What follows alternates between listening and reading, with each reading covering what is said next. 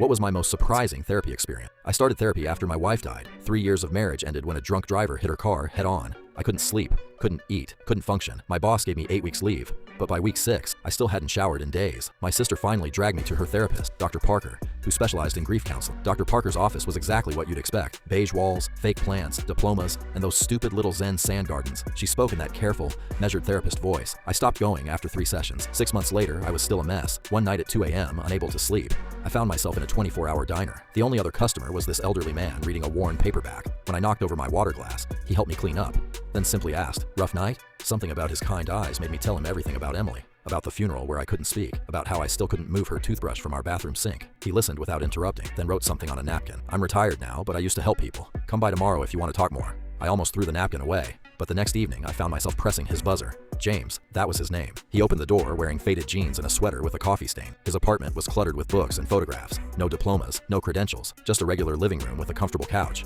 "I'm not a licensed therapist anymore," he admitted. "Gave up my practice 5 years ago, but I'm still a good listener, and I don't charge." For the next few months, I visited James twice a week. We didn't have sessions, we just talked, sometimes in his apartment, sometimes walking through the park.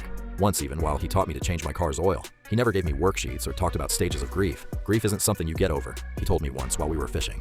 "It's something you learn to carry differently as you get stronger." Slowly, I started feeling human again. I joined a pickup basketball game. I finally packed up Emily's clothes. I even laughed at a movie, then immediately felt guilty about it. "Emily would be pissed if she knew you weren't laughing," James said. "The dead don't want our misery as tribute." One evening, I arrived to find James looking through old photo albums. He seemed melancholy, so I asked if everything was okay. "Anniversary," he said simply, pointing to a photo of a young woman with a brilliant smile. "My daughter would have been 43 today." I was stunned. "Your daughter died of cancer 20 years ago." He turned the page to show her in a hospital bed, still smiling despite being painfully thin. "She was 23, just finished college." "And you became a therapist after that?" I asked. James laughed, a genuine but sad sound. "No, I'd been a therapist for decades already, but after Laura died, I couldn't do it anymore. Couldn't sit in that office listening to people complain about their mothers-in-law or their boss passing them over for promotion. I quit.